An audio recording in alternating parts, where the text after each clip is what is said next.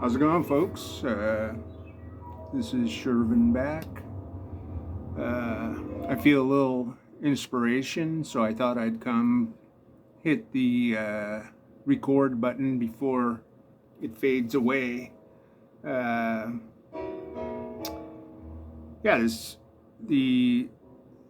source for this inspiration started yesterday when I was having a conversation with Jim, great friend Jim, James, Rufus, and as usual, topic of music comes up, and he asked me a question. He asked, do I have a favorite live version of My Favorite Things, John Coltrane? And I thought, whoa. The first thing that popped in my head was the version off of Coltrane's album Selflessness, but it's been so long since I've listened to any Train that I was like, I don't know. That's the first one that popped in my head. And he said the reason he thought to ask it is because he had just played an album with a version that's recorded in Stockholm, this Coltraneology, Volume 1. So I'm like, yeah, I'm going to have to listen to that. But I ended up, after the phone call, I went through and found and took out all the live My Favorite Things that I have. And starting last night, I just went through and listened to them all. And into today, I spent a good chunk of the day listening to different versions here. And if anyone's familiar, these are all very long tracks. They probably total 2.5 hours. But yeah, with Coltrane,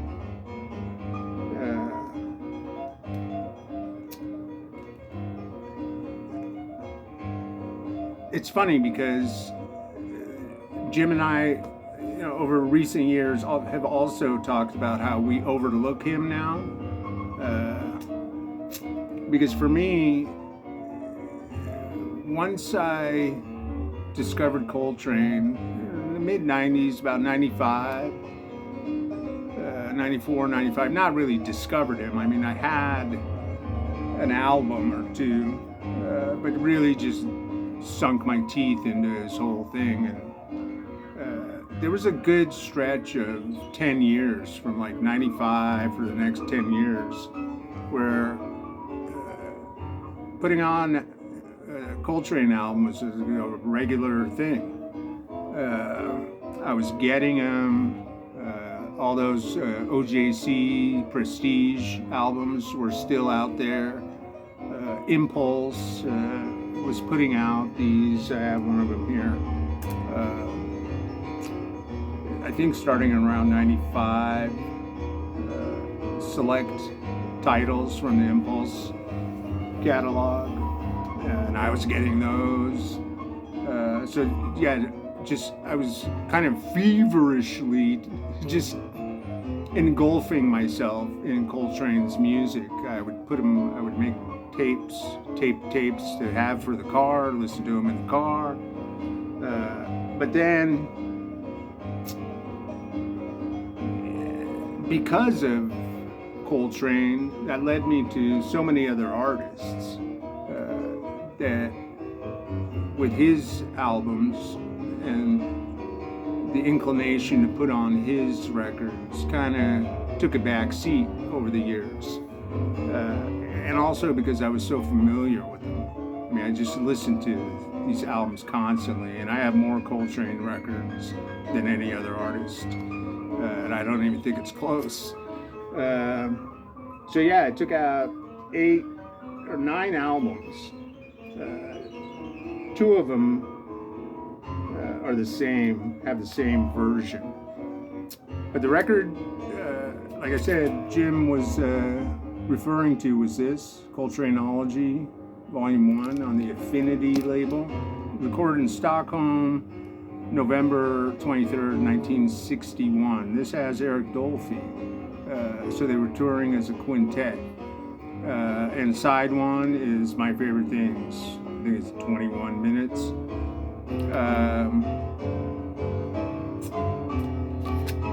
The recording quality is pretty good, not great. The bass and the drums are really in the background. But what makes this is Dolphy's flute solo. And Dolphy doesn't come in on the song until he solos, almost halfway through the song, and it's a long solo. Yeah, really excellent. Right about the time the song came out, off the My Favorite Things album. I guess I should show that too. So we have all of My Favorite Things. Yeah, this album. So then that led me, and I'm showing these in the order I played them. That led me to the newest release that came out last year, year before, Evenings at the Village Gate, another one with Dolphy and the band. This was recorded at the Village Gate, August of '61, so before the Stockholm, a couple months. Nice booklet. I know this was a little controversial when it came out because of the quality, but I mean, it's fine. I have very low expectations for anything that's put out by a conglomerate like Universal Music. But yeah, My Favorite Things kicks it off. This one is 15 minutes, 45 seconds. But this is in contrast to the Stockholm recording, where you don't hear Dolphy until his solo. This, Dolphy introduces the melody, and you don't hear Coltrane on the soprano sax until a few minutes into the song. Yeah, this is, well, this whole thing is a great document. And especially having side 4, Africa, yeah, amazing stuff. So that's another of My Favorite Things. And then I put on Selflessness, which is recording My Favorite Things from Newport, 1963, with Roy Haynes on drums. Filling in for Elvin Jones. I think Elvin was put away for a little while, and a couple times that happened, Coltrane got Roy Haynes, total veteran on the scene, and this one, very well recorded. Roy Haynes' drumming is very distinct from Elvin's. He's very much a jazz drummer on this. He seems to use his snare more than Jones does on the song. But yeah, explosive. This one is 17 and a half minutes. Selflessness. I think this came out, not sure exactly what year, but after Train died. Maybe 68. Yeah, excellent version. The other one from Newport, the same show, is I Want to Talk About You. But in the gatefold, it mistitles it, I Want to Know About You. And then the sidelong Selflessness from the Kulu Se Mama recording session. Yeah, another excellent one. And this, I wanted to be sure, this series, Mastery of John Coltrane, this is volume 2, The Beat of a Different Drum. This is all the stuff with Roy Haynes. So this has the same version of My Favorite Things is on that. But this is all, this whole series, I think there are 4 of them. Yeah, really worth getting. They came out in the mid-70s, 78, this one. So yeah, this one's the same as, from the same Newport show as Selflessness. And Selflessness reminds me of a little back and forth I had with Christian years ago now about Coltrane and whether is he selfless or selfish. Christian and I have differences of opinion, which warrants discussion. But yeah, this is excellent stuff. This also has I Want to Talk About You from that show, and a version of Impressions, which I don't think was on anything else from that same Newport show, as well as other studio stuff, After the Rain, Dear Lord, and then some unreleased at the time stuff. And then I broke out this, and some of these, you know, they're not official releases, I don't think, so it's hard to tell, you know, they're vague on the information. Like this is Live 1962 on the Festival label out of France. And this is a double. The first 2 sides, it says, are recorded in New York, Greenwich Village, 1962. It doesn't say exactly where. And there's a version of My Favorite Things, 18 minutes and 57 seconds. And this recording isn't that great. The rhythm section kind of is in and out of the recording, you know, but to me, these are fine. These are great documents. Dolphy is also on this, and the New York Greenwich Village is My Favorite Things on the first side, Improvisation and Miles Mode on the second side, and the second record, it's all it says is recorded Europe 1962 without Dolphy. But yeah, another really good recording. And then I put on this Live at the Village Vanguard again with the new lineup of Sanders, Alice Coltrane, and Rashid Ali. I always love this cover photo. I mean, Jimmy Garrison. He looks like he's on vacation, but the rest of them look like they don't really want to take the photo. But yeah, this is stellar. I listened to this whole thing because it starts off with Naima, and then side 1 ends with a 6-minute bass solo by Garrison that goes into My Favorite Things when you flip it to the other side. But that 6-minute bass solo, man, it's really thunderous.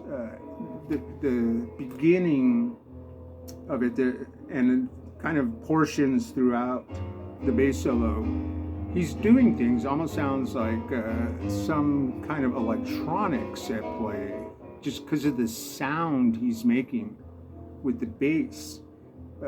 And this is some fire, because you got Pharaoh on here, and it goes through where much of it is unrecognizable as to the song they're playing, just the way they're improvising.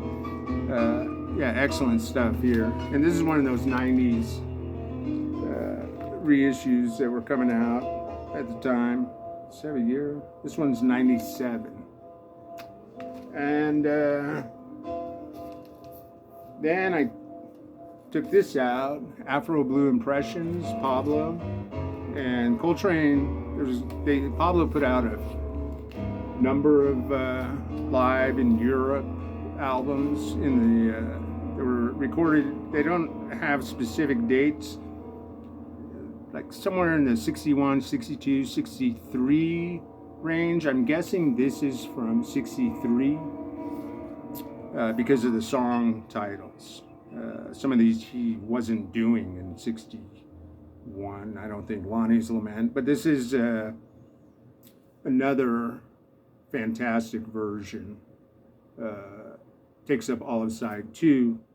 How many minutes is this? 21:35 on Pablo. And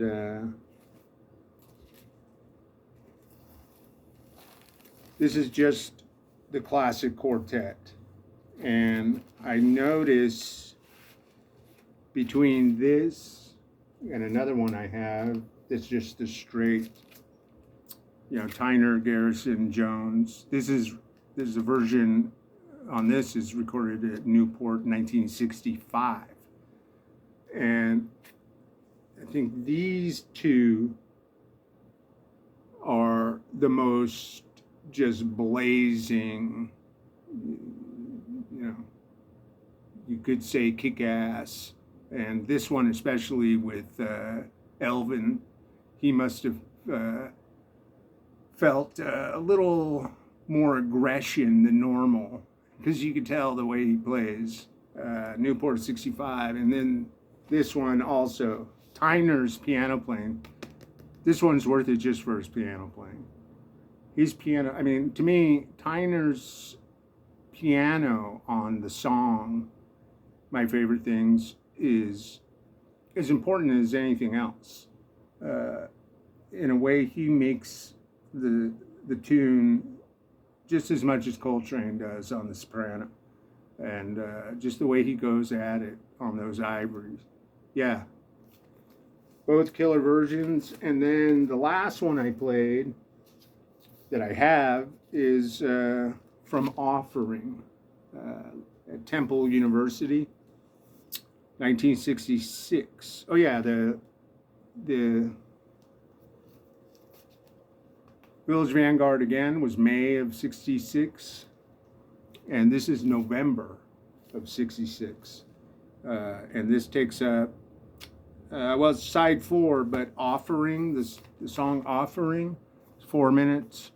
I just played that side, and it's great leading into My Favorite Things, which is 23 minutes. And this has Pharaoh, Alice Coltrane, a host of percussionists, guests, like local saxophonists in Philadelphia, like really young guys that Coltrane invited up on stage to play, and they're on here. But curiously, I don't know, I didn't read the full notes again, but it doesn't list Jimmy Garrison as one of the players, though like this picture shows 2 bass players, and that's definitely Jimmy Garrison. And again, that's definitely Jimmy Garrison with another bass player, but he's not credited here. So either these photos are not from this show, or they forgot to credit him. I don't know exactly, but it might explain in the notes, and I just don't remember, and I didn't read them again. But I did notice, just flipping through on this, is talks about how often Coltrane played uh, the Village Gate, not Temple University, but the Village Gate. And on a couple of occasions, he shared the bill with Lightning Hopkins. And I thought, man, like around 1963, what a show that would have been. To see Lightning Hopkins and then Coltrane. Yeah, this came with a pack of postcards. This, okay, if I had to pick, Jim, if I absolutely had to pick, I'd say this is my favorite version of My Favorite Things because of the added percussionists. It kind of builds, but starting about halfway through the song and the rest of the way, the percussions come in this tribal kind of backdrop to the whole thing, while you got Sanders blowing away on the tenor, then coming in on the piccolo horn. This guest altoist, I think it's said he was a college student, maybe. Yeah, he's going at it, and just the rumbling build up like hot lava, in a sense, to this whole thing. And this is the most out there version of the song that I have. Yeah. Yeah, really good. Like if I was going to listen to one version over and over, I'd go with this. And here's the rest of the tracks there. Yeah, so that's all I have. The only other like official release I know of is the Live at the Half Note, One Up, One Down, that came out about 20 years ago, that for some reason I didn't get. I think it was a little too expensive at the time. I didn't want to spend the money. And that was a double album. Yeah, that one I know for sure is another version I don't have. Maybe there are others people know about. Oh yeah, and what was playing in the background, I just took this out to put on, is Echoes of a Friend, McCoy Tyner solo piano, where it ended. That side ended with his solo version of My Favorite Things. So there you go. Thanks, Jim. I got so many albums on the floor right now. Maybe I'll come back and go through some of them before I put them away. All right. Thanks a lot. Take it easy.